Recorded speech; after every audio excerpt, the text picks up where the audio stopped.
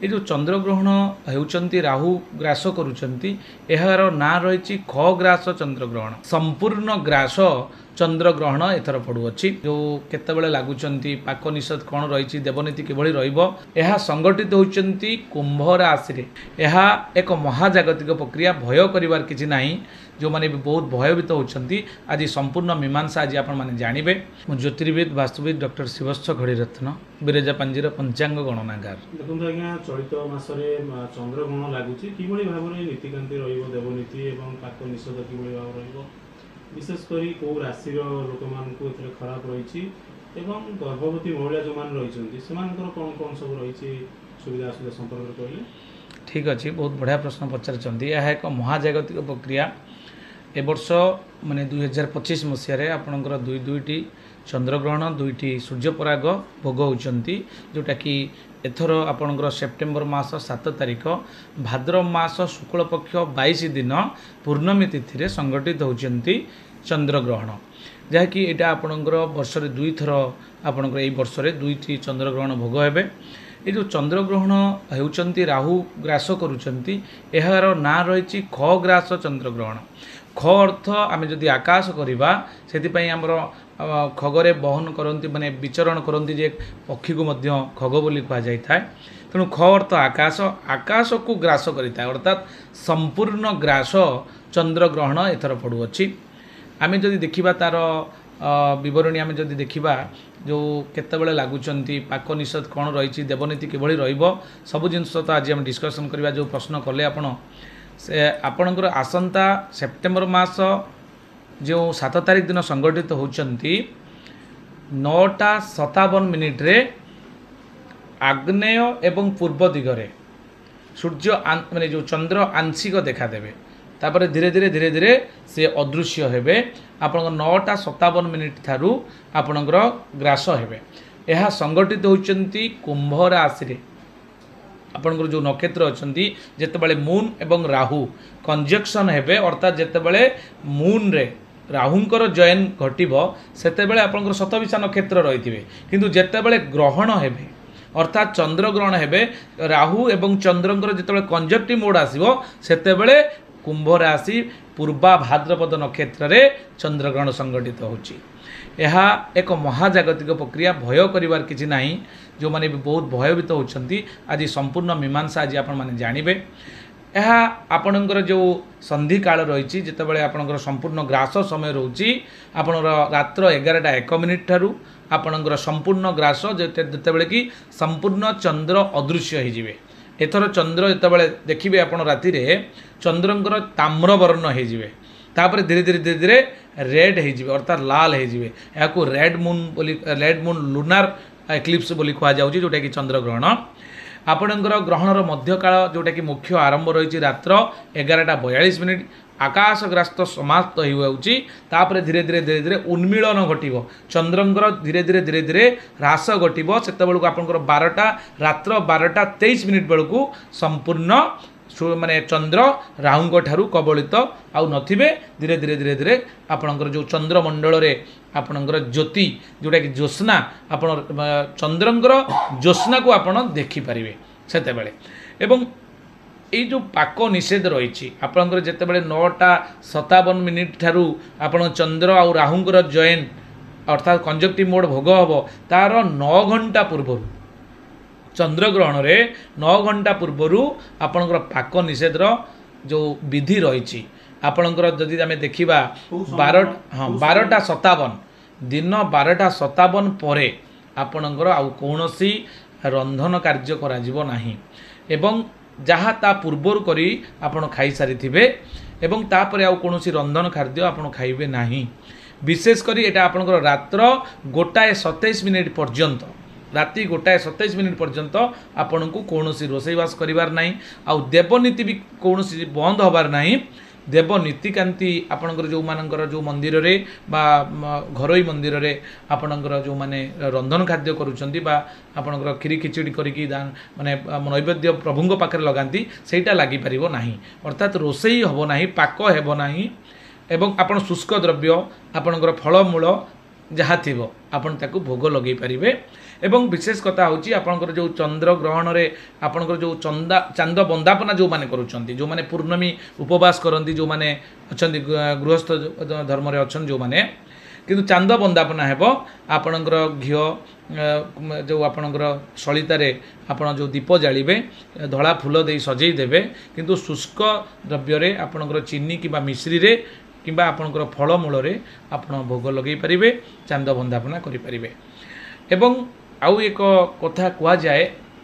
देखो दर्शक बंधु आमे साधारणतः आमे धीरे धीरे धीरे धीरे ट्रेडिशन एवं टेक्निक्स बा साइंस को फॉलो करिक आमे धीरे धीरे बढ़ुचंती। प्रति वर्ष संगठित होउचंती यह एक महाजागतिक प्रक्रिया जोटा कि यूनिवर्स रे संगठित होउची। ए वर्ष साधारणतः केवल आम भारत वर्ष को नुहे ओडिशा को नुहे यह आपणकर एशिया महादेश केते गुडी देश अछि जो जेमति कि आपणकर भारत देश चाइना आपणकर अमेरिकार जो आपणकर कनाडा ए साइड को मध्य चंद्र ग्रहण देखा देबे जोटी कि सेटारे पालनीय मध्य करा जाउची। तेणु जेहेतु ए जो खग्रास चंद्र ग्रहण आमर बॉडी आउ माइंड को बेसिकली प्रभावित करिथाय कारण राहु होउचंती बॉडीलेस प्लैनेट मनर कारक ग्रह होउचंती चंद्रमा। तेणु चंद्रमा एवं राहुंकर जतबे कंजक्शन हुए सेही जो पीरियड आपण जेते पिला जन्म हेबे भारत वर्ष रे आपण मने रखंतु 3.5 घंटा पाई ए जो प्रक्रिया चलिबो 45 मिनिट पाई आपणकर सूर्य चंद्रंकर जो किरण आम पृथ्वी पृष्ठ रे पड़िबा कथा आपणकर पाखापाखि 41 रु 45 मिनिट पर्यंत आपणकर चंद्र को आम अदृश्य भाव देखि परिबा नाही। से जो पीरियड रे राहु एवं चंद्रंकर कंजक्शन पीरियड जे कोनोसी पिला भारत वर्ष रे जेते पिला जन्म ग्रहण करिवे समस्तंकर माइंड रो डिसिजनिंग कैपेसिटी रे प्रॉब्लम आसीबो कारण चंद्रमा होउचंती आम मनर कारक ग्रह एवं आपणकर राहु होउचंती आपणकर विभ्रांतकारी बैड इन्फ्लुएंस पकई थांती आम शरीर उपरे। तेणु से दुई जन जिते कंजक्शन होउचंती से पिलार माइंड सब द्वंद्वात्मक स्थिति रे रहिबो एवं से कौन डिसीजन नहीं पारिबो नाही कनक्लूजन रु पहुँचवा पर अर्थात ता पाखरे निष्पत्ति नेबार शैली कमिजिब भूल मिसगाइडेड हम एवं मिस कम्युनिकेशन ले बहुत गुड़िए भूल काम करिवार संभावना रही मानसिक अस्थिरता क्षेत्र में आपणकर तार किसी ना किसी समस्या देखादेव। ये तो तिला संपूर्ण जहाँकि मुझे कहली प्रति वर्ष जितेबाला चंद्रग्रहण होती से निर्दिष्ट पोजिशन प्लानेटरी रही न था आकाश में प्रति वर्ष किसी नुआ प्लानेटरी पोजिशन को आमको देखा पड़ी था यूनिवर्स रे एवं यीटा को आपण सब बेले मन रखु एथर कुंभ राशि संगठित होती चंद्र आउ राहु कुंभ राशि रही तेणु चंद्रमांकर प्रभाव जितेबाला जो मानकर राहु महादशा रे आपणकर चंद्र महादशा कि राहु महादशा कि अंतर्दशा प्रत्यंतर दशा भोग हो विशेष करी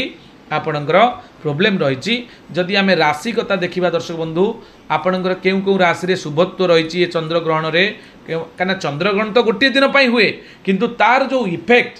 सेटा बैड होते बैड इफेक्ट गुड होते गुड इफेक्ट केते गुड़िए राशि मुझे बर्तमान डिस्कसन करी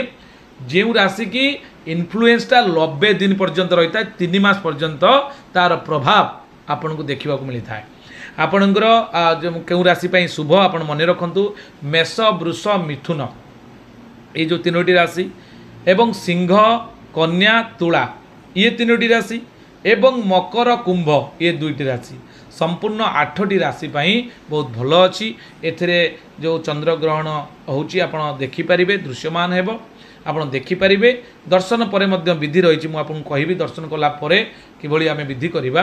एवं अशुभ रही कर्कट बिछा धनु एवं मीन राशि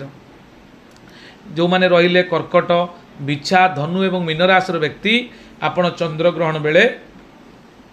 बाहर को जातु नहीं शुष्क द्रव्य भोजन करंतु एवं 12:57 पर आपण कौनसी खाद्य बा रंधन करी कौनसी खाद्य खातु नहीं पूर्वर थिबा शुष्क द्रव्य बा फलमूल आहार करी आपण आज दिन को सुसंपादित करंतु। बाकी रहा आपंकर जो मैंने गर्भवती महिला अच्छा से विशेष रही कारण यहाँ हूँ खग्रास चंद्र ग्रहण जोटा कि संपूर्ण ग्रास